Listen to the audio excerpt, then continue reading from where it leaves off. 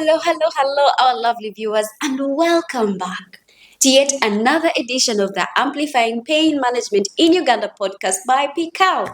Of course, you're still with me, your host, Crispa Andinda. You're most welcome to this podcast, the PCAL podcast. It's such an honor to have you here. Thank you. So, we'll have a brief introduction, and I'll begin from my left. Please introduce yourself. Tell us how long you served, where did you serve, basically for the viewers to get to know you more. Okay. My name is Martha Raboni. I started off as a nurse. I worked in Zambia Hospital. That's where I came and joined Paliative Care when it came up. And I worked with the Paliative Care from Makindye. And from Makindye, I went to Mbarara and I started a branch of mobile hospice in Mbarara. And it has really been a pleasure to do this work. And it has really helped me to grow personally and in my career. I'm happy to be here today to talk about myself, but also to tell you about palliative care. My name is Rose Chiwanka. I'm the first Ugandan palliative care nurse, and I say that proudly. Wow. Because when I joined palliative care, very little was known about palliative care. Initially, I worked with the Zambia Hospital as a general nurse. So from there, in 1994, I joined palliative care. From there, in 1995, we came to Makindye, which you know very well as Hospice Africa Uganda. Later on, I went to head the Palliative Care Association of Uganda.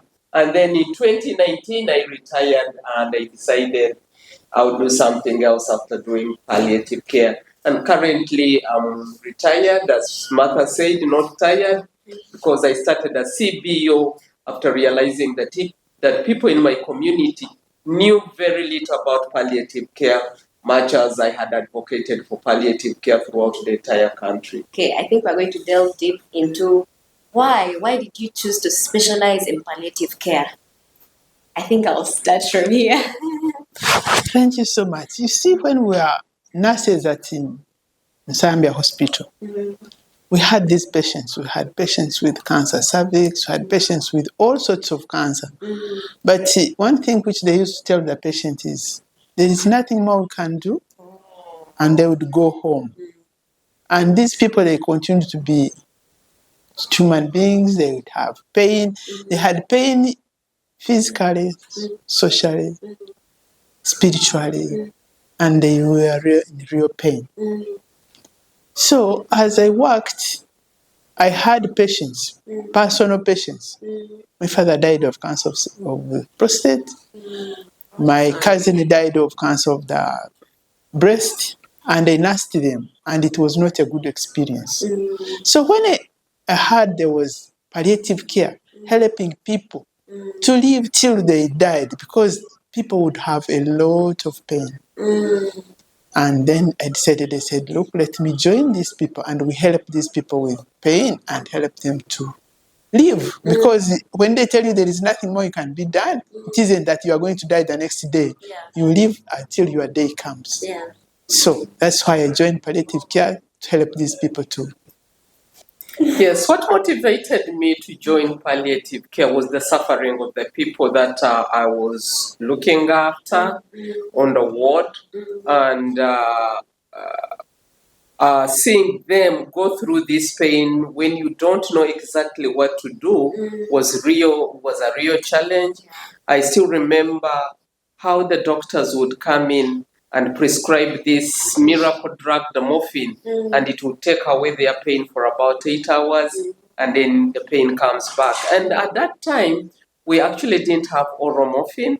We had injectable morphine, which they would prescribe as injectable morphine, 10 milligrams, 8 hourly, for 3 doses and that is it.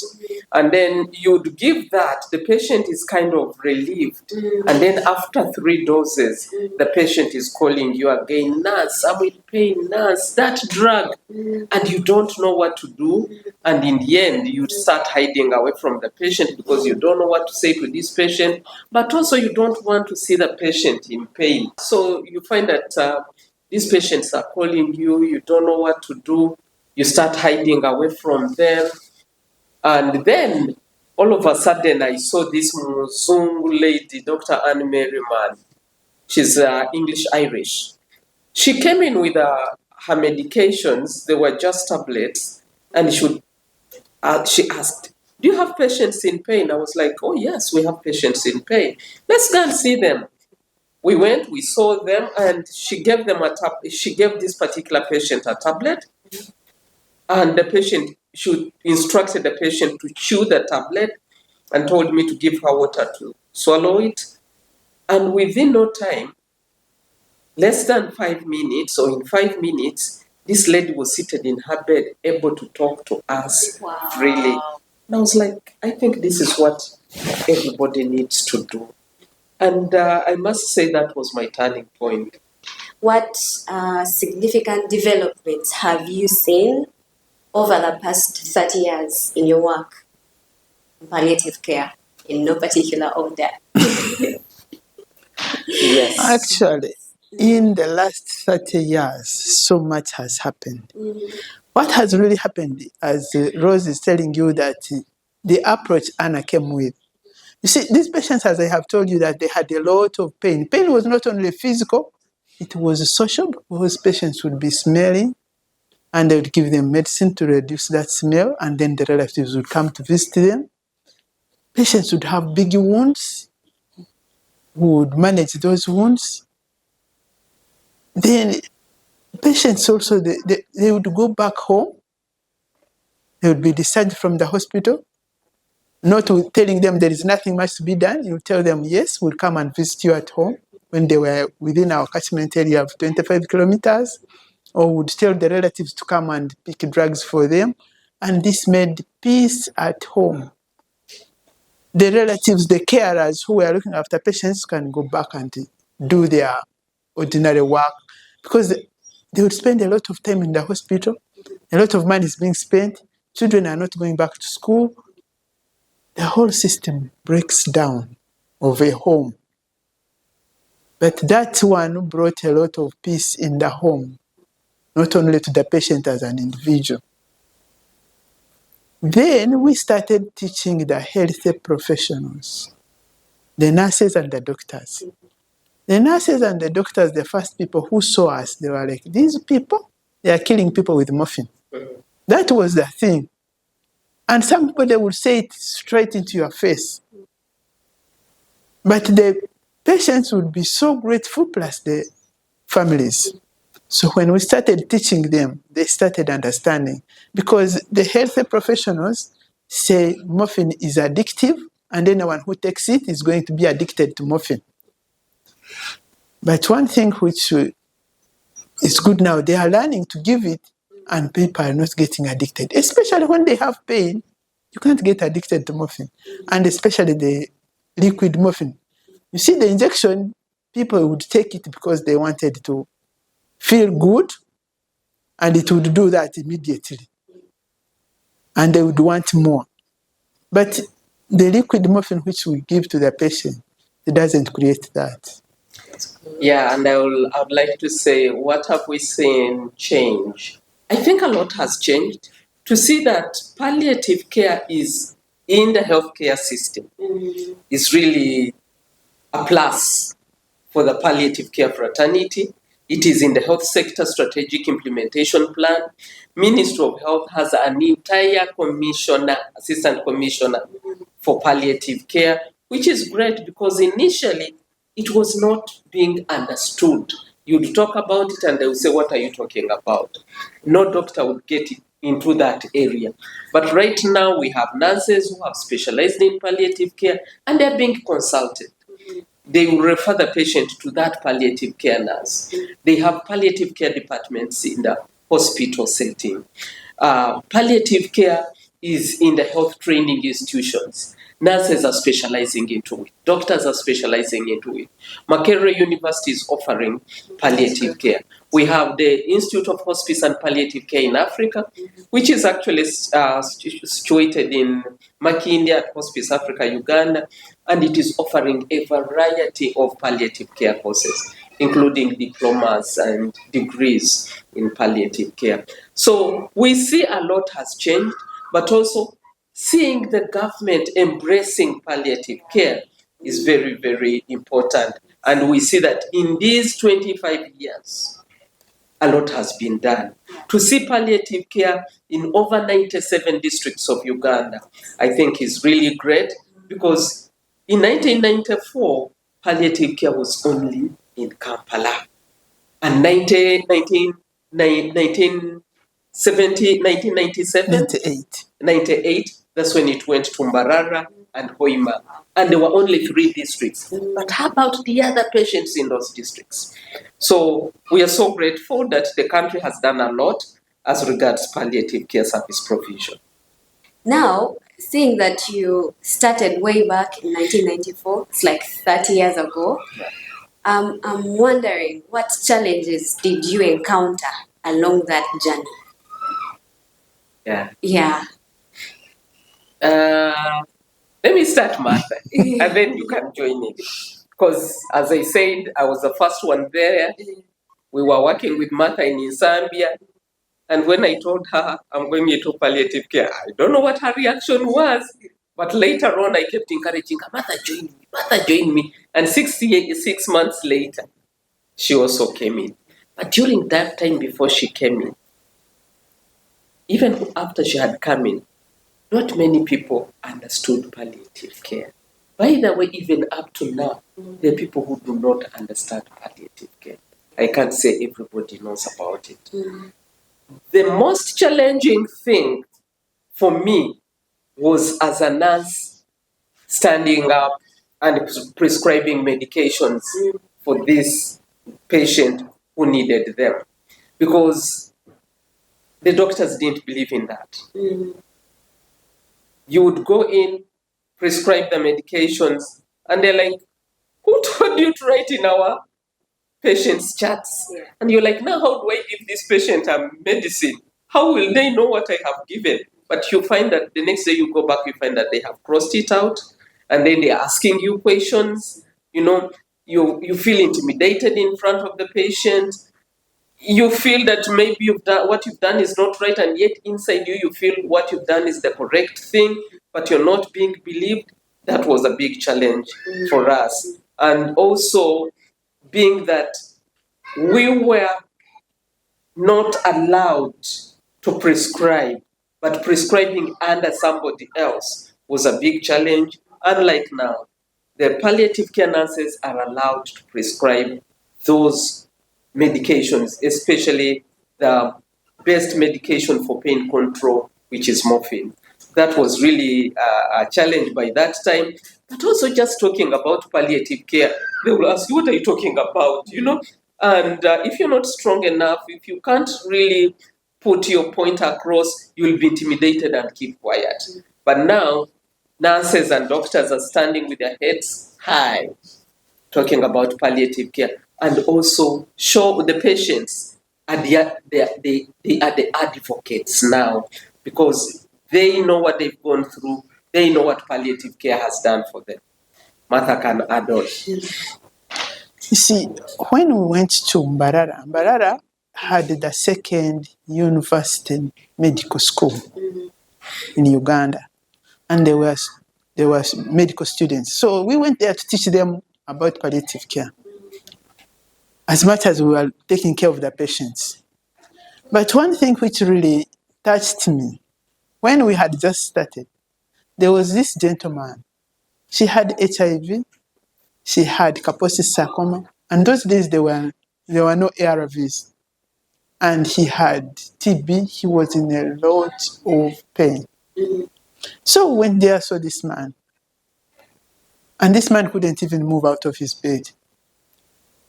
There was a distance from where he was and the place where we were.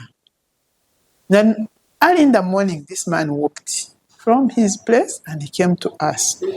And he said, "You people, I'm so grateful. I had a very good night's sleep. And I know I'm dying. But please keep this medicine for all other patients who are going to come." And we have really done that. That is a very big achievement.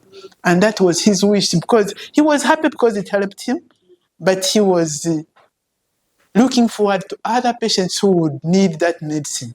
So we haven't only kept the medicine, we haven't even produced it on ourselves, but so many other patients have used it and it has helped them.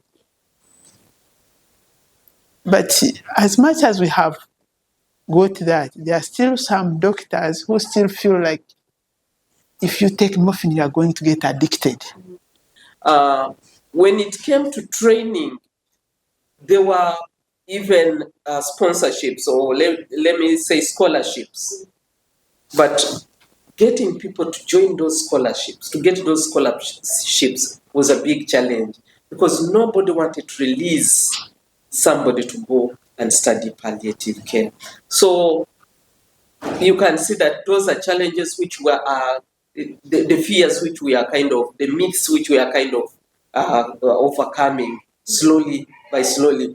And somebody would say 30 years, 25 years, everybody knows about palliative care. But I can assure you, up to now, people don't know about palliative care. And we still have some people who think if a patient is on morphine, they will get addicted.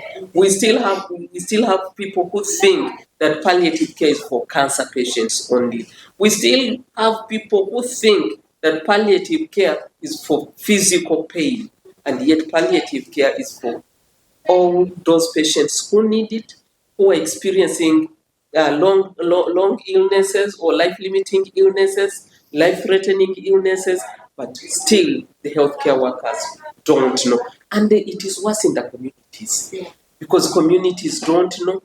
And some of them are even scared by the healthcare workers, because they give them the information. Palliative care, don't wait. Even if your patient is in pain, wait. Otherwise, if you go to palliative care, your patient is going to die. So those are still some of the challenges. I'm intrigued to ask, how has the perception of palliative care over the years changed? Maybe you can give it a scale from 1 to 10. Maybe. How has it changed? Well, we still have some challenges because, like, people thought the children are not supposed to be on palliative care. Children should get cured. But of course, there are some child cancers which cannot get cured. And it would be difficult for you to go to the hospital, talk to the mother, talk to the child, give them the morphine. They'll still see you are killing the child. And the mother, if is told that, they wouldn't take the medicine. And the child would be in so much pain.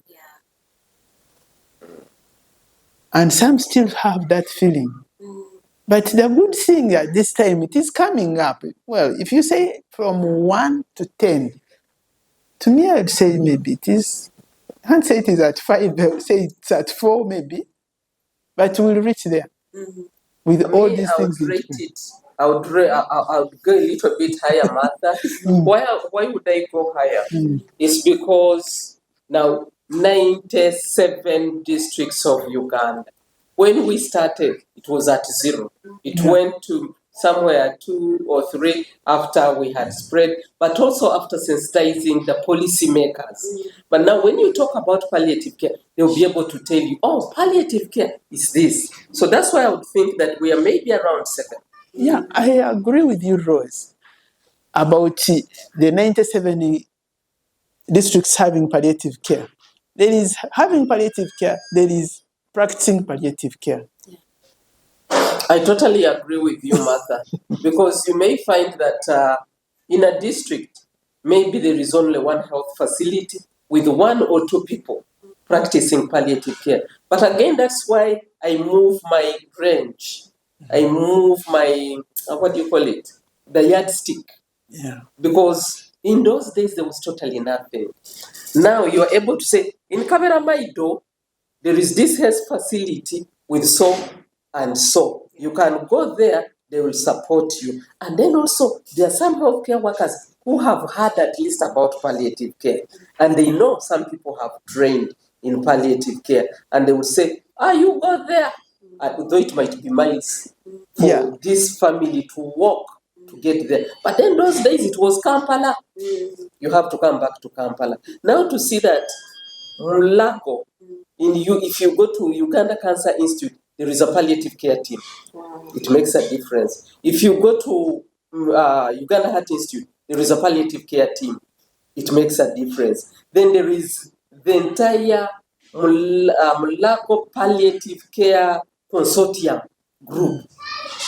And that's why I see that I move my yardstick, because there is also the sickle cell unit. Those, you penetrate those, you'll find that there is some palliative care services. Kirudu, there is a team in Kirudu providing palliative care. So we are not yet there. We are moving slowly. It could be 6 or 7. That's where I would put my yardstick. Yeah, because of those explanations I've given. You go to Hoima Regional Referral Hospital, there is a specialized nurse with a palliative care unit. Actually, there is, in those hospitals, the regional referral hospitals, there is a room, some of them even with a label, palliative care unit, although they may not have released that health worker to do only palliative care, but at least there is somebody they can point you to. Unlike in the early days. That's why I'm moving my yardstick, Martha. Yeah, that's why I'm saying it's okay. The yardstick can be moved because palliative care is there and the room is there.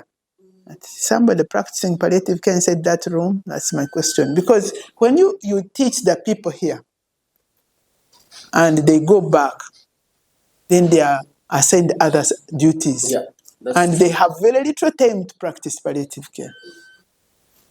That is true. And again, I would say you're right. There is little time, but because of a lot of advocacy through the Palliative Care Association of Uganda, together with Ministry of Health, they have created posts in the government structure. How can health workers and the public better advocate for palliative care? How can we get them on board? I think by encouraging them to talk about palliative care, but also if we could have the healthcare workers who have the fire in the belly, who really feel they have it at heart, their programs in the districts, radios, to talk about these things on radio. And when they go to talk about palliative care on the radios, they should go with the patients who have benefited from this, because as a public, the public will listen and will be touched more when they hear a patient talk. Yeah. If they hear a healthcare talk, they'll say, those are healthcare workers, they talk anyway.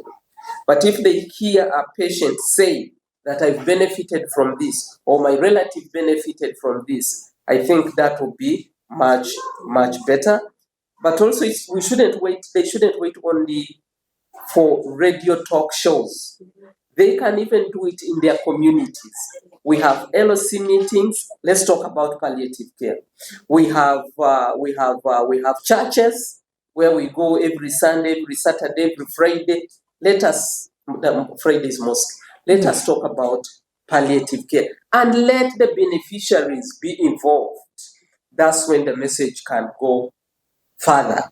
Yeah, that's my suggestion. I'm sure Martha also has. Yeah, I think like this podcast should have had a patient and a carer.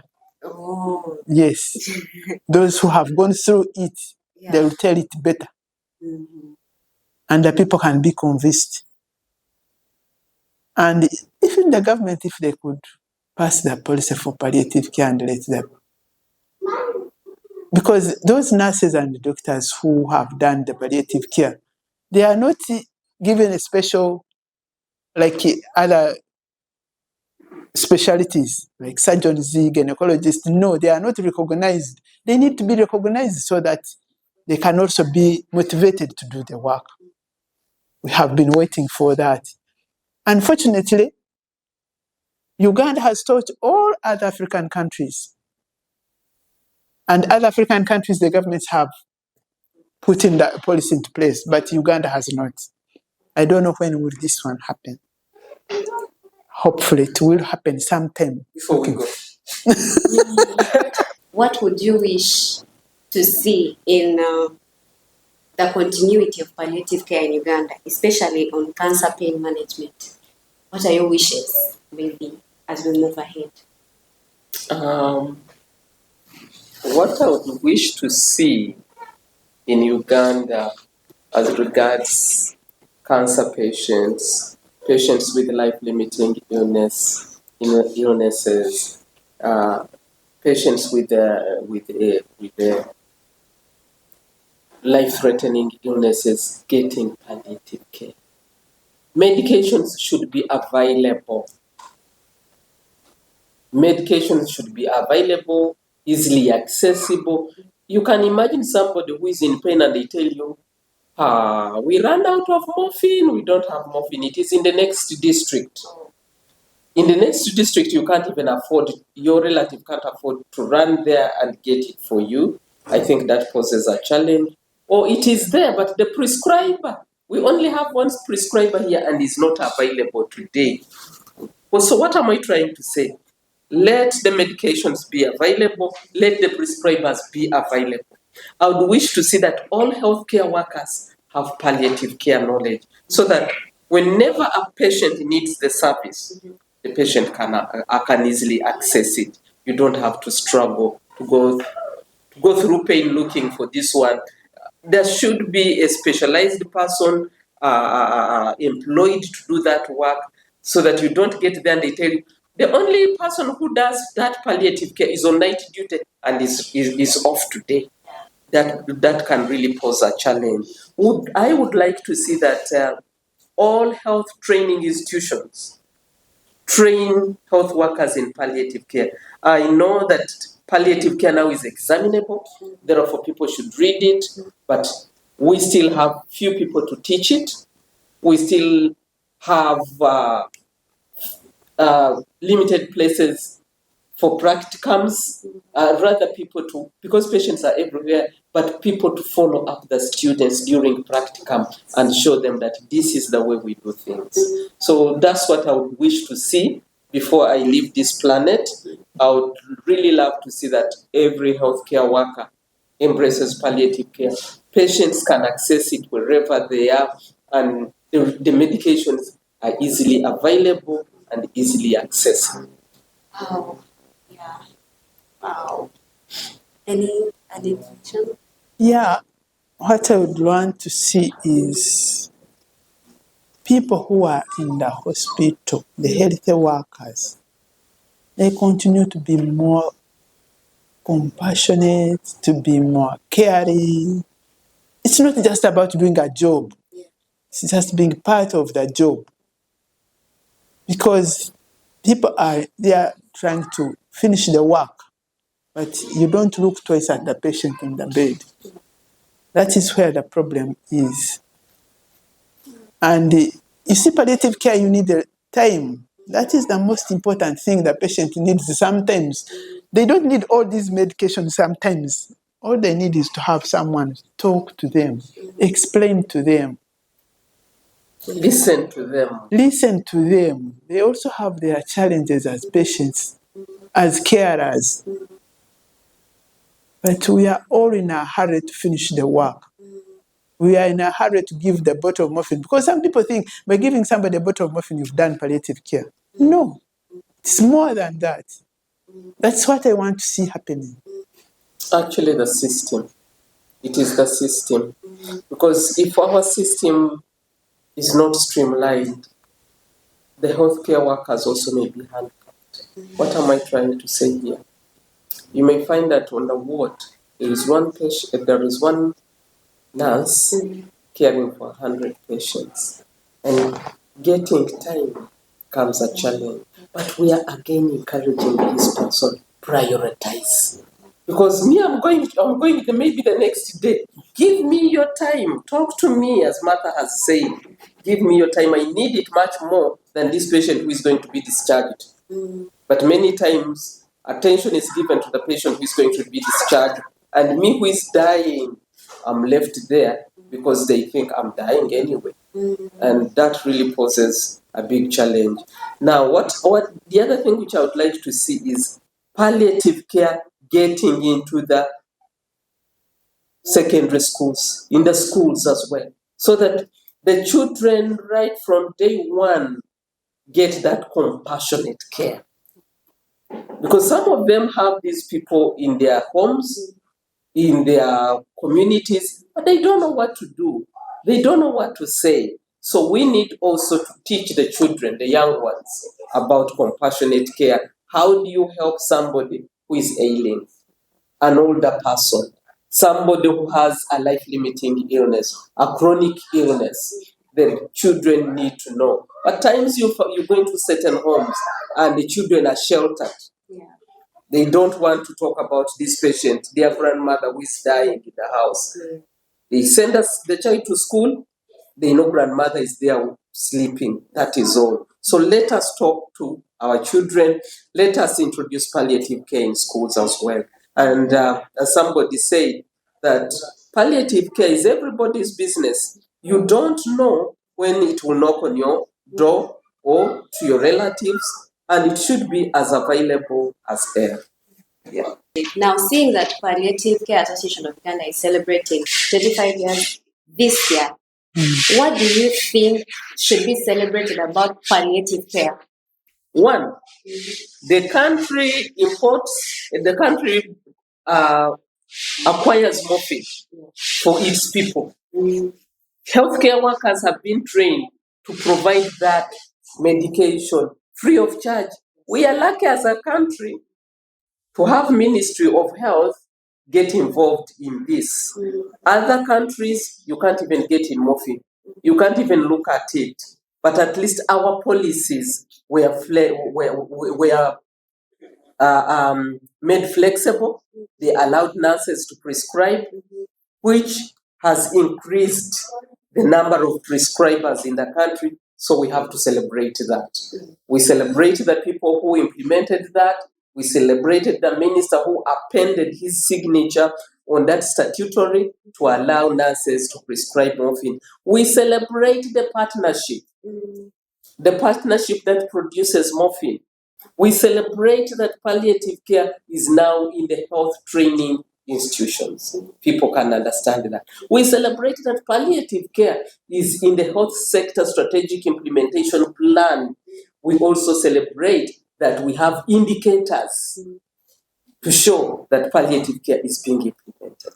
We have the Palliative Care Association of Uganda working with the government to continue with advocacy, to mentor people to see that palliative care is being provided in the country. We celebrate there are over 13 health hospices throughout the entire country, but we need more because patients are still many.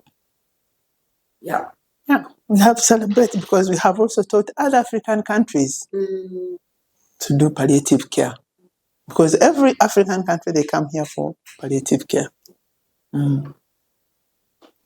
Yes, unfortunately, our time is fast spent. We're going to have our parting shots. One thing I'm really so happy to see that palliative care is growing up in Uganda. And people are getting this kind of treatment. And I'm praying so hard that before I pass on, that at least every hospital in Uganda, every health center, they will have a palliative care person and practicing. And the patients are not running around with no treatment. And they should all have the medicine. The health workers should have the knowledge.